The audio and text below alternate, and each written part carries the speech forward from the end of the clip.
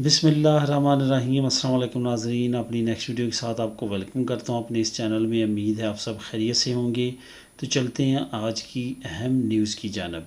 सबसे पहले हम डिस्कस करेंगे कि यूरोपीय यूनियन में क्या इजाफ़ा होने वाला है। 1 जनवरी 2022 से कौन सा मुल्क नया जो है वो यूरोपीय यूनियन का मेंबर कंट्री बनेगा और किस किस ममालिक ने उनको वेलकम किया है और उनके लिए फ्री मूवमेंट का ऐलान किया है। इस पर तफसीली बात करेंगे। उसके बाद स्पेन का भी 2022 से रिलेटेड एक अहम ऐलान जो है वो आज किया गया है, वो क्या है इस पर बात करेंगे। उसके बाद ओवरसीज़ पाकिस्तानियों को एक नई सहूलत जो है वो मुतारफ़ करवाई गई है। इस सहूलत से ओवरसीज़ पाकिस्तानी एक बहुत बड़ा फ़ायदा उठा सकेंगे। इस पे बात करेंगे और आखिर में बात करेंगे कि इंग्लैंड का इमिग्रेंट्स के ख़िलाफ़ जो नया प्लान है उस पर अमल क्यों कर शुरू होने वाला है और ह्यूमन राइट्स ऑर्गेनाइजेशन उसके अगेंस्ट क्या करने वाली हैं। सबसे पहले तो यूरोपीय यूनियन की बात करते हैं कि यूरोपीय यूनियन में कौन सा नया मुल्क जो है वो ऐड होने जा रहा है। असल में हम मुख्तलिफ वीडियोज़ में ये डिस्कस कर चुके हैं कि स्विट्ज़रलैंड जो है उसने तमाम यूरोपीय यूनियन की शिक्कों पे साइन नहीं किए। इस वजह से स्विट्ज़रलैंड का किसी मुल्क को फ्री मूवमेंट देना सिर्फ इस वजह से कि वो यूरोपीय यूनियन का मेंबर है काफ़ी अहम जो है हैसियत रखता है।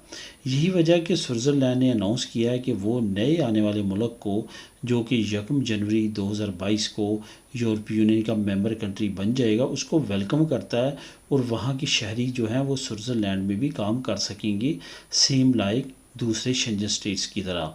यहाँ पे जो स्विट्ज़रलैंड है उसने बाकायदा तौर पे ऐलान किया और मतला किया है यूरोपीय यूनियन को कि वो इस पे एग्री है और 1 जनवरी 2022 के बाद इस मुल्क के बाशिंदे जो है आके काम कर सकते हैं। ये मुल्क कौन सा है?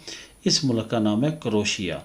क्रोशिया जो मुल्क है वो 2022 जनवरी को जो है वो मेंबर कंट्री बनने जा रहा है यूरोपीय यूनियन का। इससे पहले ये मेंबर कंट्री नहीं था।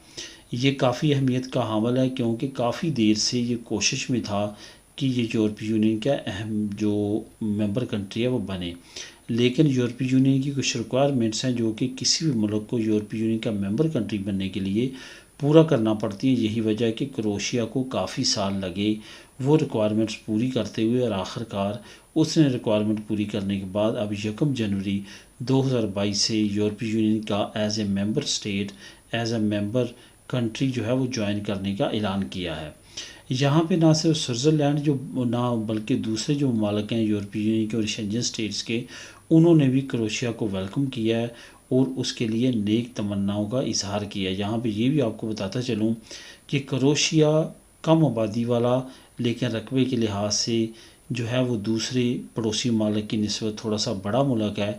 यहाँ पे ख़ास तौर पे जो है यूरोपीय यूनियन के काफ़ी ज़्यादा इर्द गिर्द मेंबरान कंट्री है जिसमें ये मुल्क घिरा हुआ है और इसको ख़ास तौर पे काफ़ी अरसे से मुख्तलिफ ममालिक की तरफ से ये कोशिश जारी थी कि इसको यूरोपीय यूनियन का मेंबर स्टेट बनाया जाए।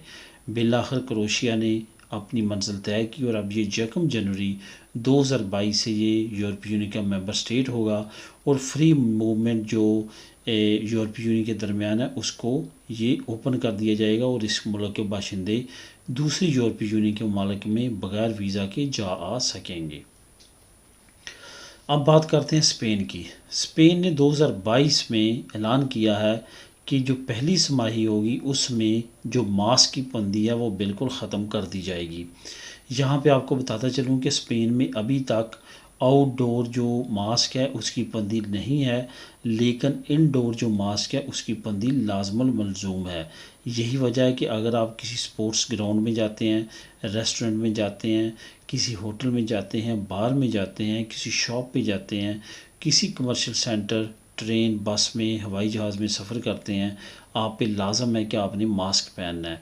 लेकिन 2022 की पहली जो छमाही होगी उसमें हुकूमत का ऐलान है कि उसमें ये पाबंदी भी ख़त्म कर दी जाएगी और आहिस्ता आहिस्ता जिस तरह से अब वैक्सीनेट किया जा रहा है स्पेन के लोगों को उससे बहुत जल्द जो है वो निजात हासिल कर ली जाएगी मास्क पहनने से। यहाँ आपको ये भी अहम ख़बर देता चाहूँ कि तकरीबन 87.40% जो लोग हैं स्पेन के उनको वैक्सीन की दोनों डोज़ या जॉनसन की एक डोज़ जो है वो लग चुकी है। ये काफ़ी ज़्यादा अहमियत की हामिल है ख़ास तौर पे पाबंदियाँ ख़त्म करने के लिए।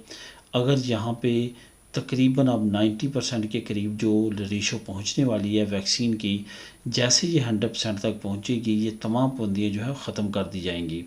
और हुकूमत का यही अंदाज़ा है कि तकरीबन 2022 की पहली तिमाही में वो 100% जो अपना टारगेट है वो अचीव कर लेंगे। उसके बाद जो शहरी हैं वो आज़ादाना तौर पे बग़ैर मास्क के ना सिर्फ आउटडोर बल्कि इनडोर भी इसको पहनने के पाबंद नहीं होंगे। ये बिलाशुबा एक अहम ख़बर है और इस ख़बर के पीछे तमाम अवामल है, जिसमें काम के और इकनॉमिकली बूस्ट के स्पेन के काफ़ी ज़्यादा चांसेस हो जाएंगे अगर एज सून एज अर्ली 100% लोगों को वैक्सीनेट करने के बाद ये पाबंदियाँ उठा ली जाती हैं। ओवरसीज़ पाकिस्तानियों के लिए भी एक अहम ख़बर है जो आप लोगों के साथ मैं शेयर करूँगा। होता क्या है कि हम अगर ख़ुद यहाँ पे यूरोप में रहते हैं या दुनिया के किसी भी मुल्क में रहते हैं, मिडल ईस्ट में रहते हैं, तो हमारे लिए क्या होता है कि हमने अगर कोई अपनी प्रॉपर्टी की ख़रीदो फरोख्त करनी हो या कोई और कानूनी मामला करना हो जिसमें आप चाहते हैं कि आपका भाई या आपके वालिदैन या आपका कोई रिश्तेदार जो है आपकी जगह पे उसको जो है वो अटारनी दी जाए और वो आपकी जगह पे वहाँ पे काम कर सके। ऐसा ना हो कि आप यहाँ पे तमाम अपने लवाजमात छोड़ के वहाँ पे जाएं और वहाँ पे वो काम करवाएं। उसके लिए यहाँ पे क्या होता था कि पावर ऑफ अटारनी तैयार होता था जो कि मुतल्लिका एम्बेसी या कौंसलेट तैयार करता था। काफ़ी दिन लग जाते थे, वहाँ पे भी काफ़ी ज़्यादा कोशिशों के बाद और काफ़ी लोगों को उसमें विटनेस बनाने के बाद वो तैयार की जाती थी और उसके बाद बिलाखिर वो भिजवाई जाती थी।